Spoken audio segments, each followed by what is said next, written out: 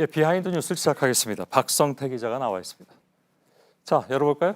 예, 첫 키워드는 이해찬의 X로 했습니다.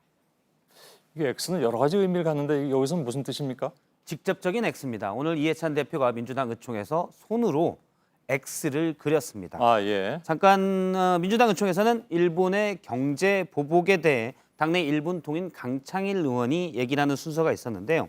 일본의 무역 보복이 잘못됐다고 성토하면서도 우리 정부의 대응을 비판을 했습니다. 잠깐 발언 내용을 들어보겠습니다. 예. 우리 정부도 좀 원칙과 명분에 집착하다 보니까 좀 시기를 놓쳐버린 부분이 이게 작년 12월부터 계속 되어 왔던 거 아닙니까? 예. 예. 더 나가서는 피해자 단체와 얘기하다가 시간이 지났다고 하자 당내 의원들이 밤 좀 웅성거리면서 말리는 분위기가 됐습니다. 가장 강하게 말린 사람이 바로 이해찬 대표인데요. 바로 단상 앞쪽에 앉아있던 이해찬 대표가 손으로 저렇게 X, 그만해라 표시를 한 겁니다. 예. 뭐 이건 아니니까 그만해라 뭐 이런 뜻. 예, 그렇습니다.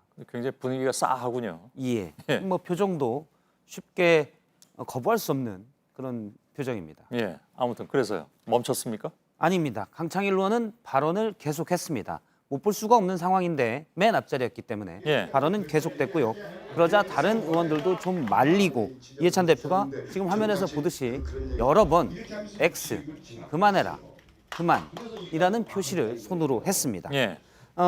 오늘 의총 자리가 공개적인 자리였는데요. 강창일 의원도 뒤늦게 이를 느끼고 그만하겠다고 하자 다른 의원들이 박수를 치기도 했습니다. 그러자 강창일 의원이 이거 한마디만 더 하자라고 하자 다른 의원들은 또 좀 웃기도 했습니다. 예. 물론 정부가 제때 대응하지 못했다는 비판은 당연히 나올 수가 있는데 일본에서는 한 목소리의 의견을 내고 있는데 우리의 경우 특히 여당인 민주당에서 다른 목소리가 나올 경우 내부의 갈등으로 비춰질 수 있어서 여당 대표가 말린 것으로 보입니다. 그런 모양이군요. 두 번째 키워드는요. 두 번째 키워드는 전략적 경청으로 잡았습니다. 예. 잘 들었다는 얘기인가요? 그렇습니다. 전략적으로 잘 들었다라고 예. 해석할 수가 있는데요. 오늘 나경원 원내대표의 교섭단체 대표 연설이 있었습니다. 문재인 정부를 신독재로 규정을 하고 민주주의를 악용한 다수의 횡포가 있다.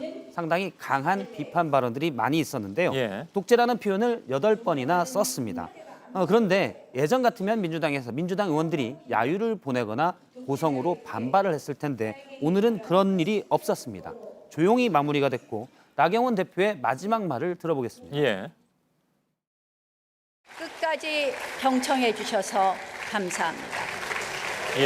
예, 그런데 정확히 보면 경청한 것은 아닙니다. 그런가요? 예, 경청이면 잘 듣는다는데 딴짓을 하는 의원들이 꽤 많았습니다. 아, 그냥 조용하기만 했군요. 그러니까. 그렇습니다. 예. 잠깐 보면 이춘석 의원은 반쯤 엎드려서 자는 모습이 있고요. 그 옆에 박찬대 의원은 전화 통화를 하거나 무슨 뭘 듣는 듯한 모습입니다. 예. 이하경 의원은 아예 다른 책을 읽고 있었고요. 그 옆에 민병두 의원은 다른 사진에서 보면 저때 확실히 눈을 감고 있었습니다. 예. 조정식 의원은 지루한지 약간 목 운동을 하는 모습이 카메라에 잡혔고요. 다만 협상 파트너인 이인영 원내대표만 눈을 부릅뜨고 듣는, 어떻게 보면 경청하는 모습이 카메라에 잡혔습니다. 예. 뭐 같은 원내대표끼리 잘 들어야 되겠죠. 예. 예. 근데 긴 연설은 의원들이 저렇게 원래 잘 안 듣나요? 그렇습니다. 물론 바른미래당이나 자유한국당 내부에서도 경청하지 않는 모습, 다만 조용히 있는 모습은 노출이 됐는데요. 예. 한국당의 김재원 의원도 눈을 분명히 감고 있는 모습이 노출이 됐습니다. 하지만 민주당 의원들이 이번에 경청 아닌 경청을 하는 것은 예. 뭔가 전략적인 부분이 있는데요. 괜히 충돌이 있어봐야 좋을 게 없다. 특히 이제 국회 의사일정 협의가 남아있는데 한국당을 자극할 필요가 없다라는 부분에 공감대가 있었습니다. 그런 게 더 큰 이유였겠군요. 그러니까. 그렇습니다. 지난번 나경원 원내대표의 교섭단체 대표 연설 때 김정은 위원장의 대변인 발언 이 때문에 상당히 심한 충돌이 있었습니다. 하지만 당시 충돌이 민주당 내부에서는 이슈만 또 나경원 대표만 오히려 키워졌다는 반성이 있어서 예. 이번에는 상당히 전략적으로 조용히 있었고요.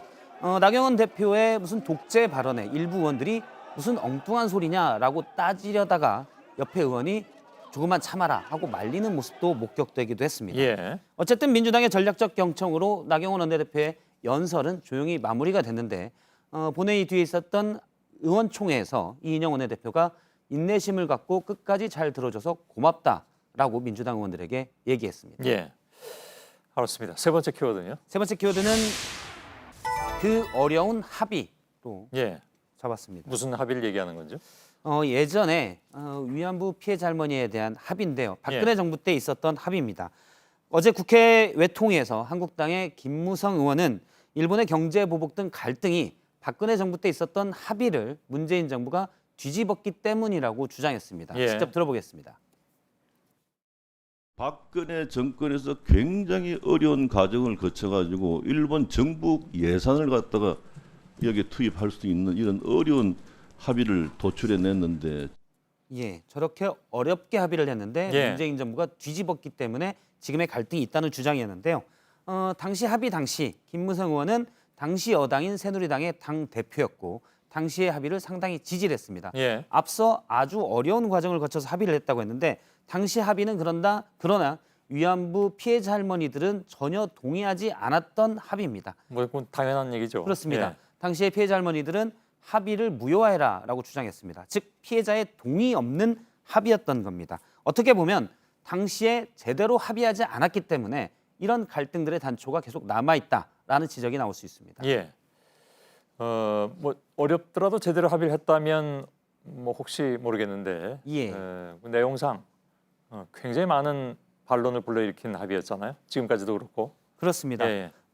민주당 김부겸 의원은 우리나라 내부에서의 갈등을 주의해야 된다라고 오늘 페이스북에 글을 올리면서 얘기를 했는데요. 예. 지금 일본이 저렇게 나오는 게 일본 우익이 평화헌법을 폐기하려고 하는데 그러다 보니 잠재적 적이 필요하고 북한이 핵실험할 때는 북한이 그 대상이었는데 북한이 핵실험을 멈췄기 때문에 우리 정부를 잠재적인 적으로 가상해서 계속 공격을 하는 거다라고 했습니다. 예. 일본의 전략에 말려들 우려가 있다면서 특히 보수 진영의 협력을 요청했는데요. 자칫 정권을 때리는 데만 급급하다가는 일본의 전략에 말려들 수 있다. 신중해야 된다라고 예. 주장했습니다. 여기까지입니까? 예. 예. 박성태 기자였습니다. 수고했습니다.